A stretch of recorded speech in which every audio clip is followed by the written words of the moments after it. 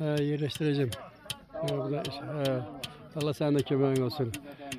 Bugün ayın 11'i May. Sağ ol. 2025. yıl. Kendimizin cavanları, yaşlıları, ne bileyim, asakkalar hem buradadır. Temiz işi görürük. Bunu hususi olarak Haçın TV izleyiciler üçündür.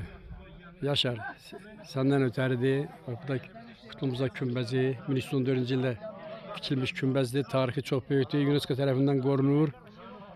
Bak, bu da 7 xırmandır. Ondan sonra bura meşhur Ferruh Dağı'dır. İqamətgahdır Cənab Prezidentin. Bak böyle. Bak, cemaat işləyir hamı. Kimin eline ne gelir onu da çalışırlar, işləyirlər. Her birinize öz dede baba yurdumuzda qayıdıb can sağlığına yaşamaq arzulayıram. Bak böyle.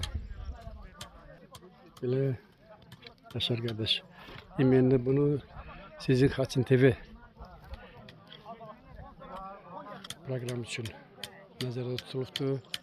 Bak belədir. Bak görsən.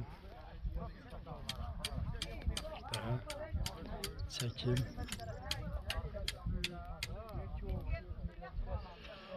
Oldu. Her birinize öz Çolanın deresinde yaşamak arzusuyla.